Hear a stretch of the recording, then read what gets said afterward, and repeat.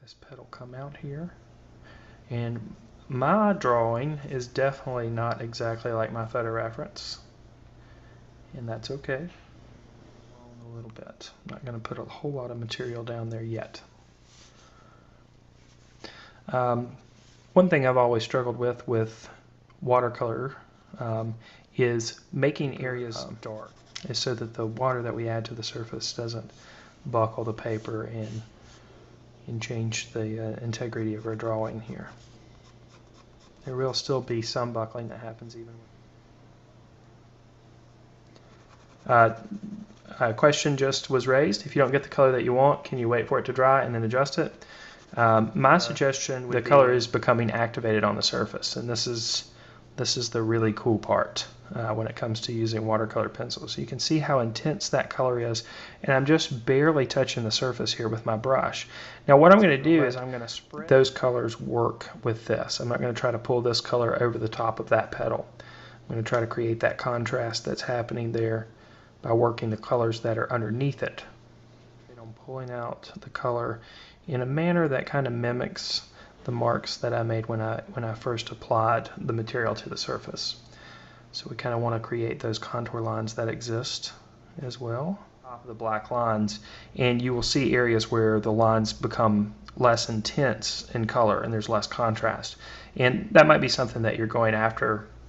So again, it's a personal preference. For me, I like that they both kind of have a, it's hard to describe, I don't want to say powdery or pigment base, but they all kind of have a similar integrity when it comes to the process until I have a transition that I'm a little bit more happy with.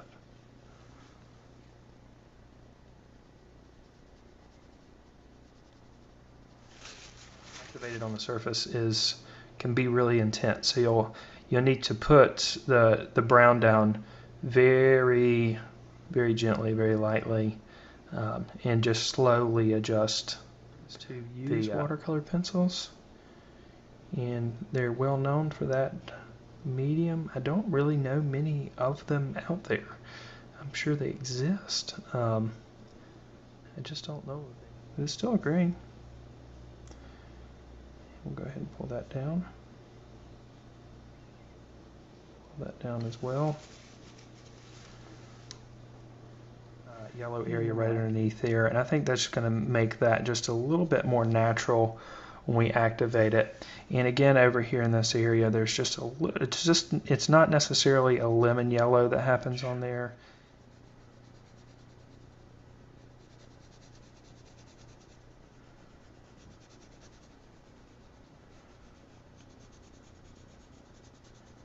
You would make colors darker too. You would just add a little bit of blue and brown over the top of them. That'll do the trick.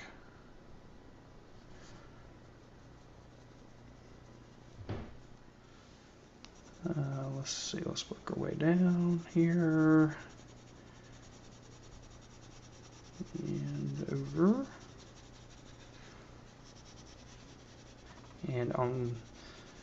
And if it's something that I feel like that we can explore, I'll be glad to do it and help you out with that. In fact, a lot of the upcoming lessons are lessons that people get exposure to using watercolor pencils. Thanks for sticking around tonight and being a part of the live lesson, and I look forward to being with you guys next week, next Wednesday. With that, I'm going to go ahead and sign off for the week. Don't forget to visit thevirtualinstructor.com, where you can find over 200 free videos and tutorials like this one. Or become a member and gain access to over 45 hours of art instruction, including weekly live 1-hour lessons and special video courses like the Secrets to Drawing video course, which teaches you the fundamentals of drawing. To become a member, just visit thevirtualinstructor.com/members and subscribe today.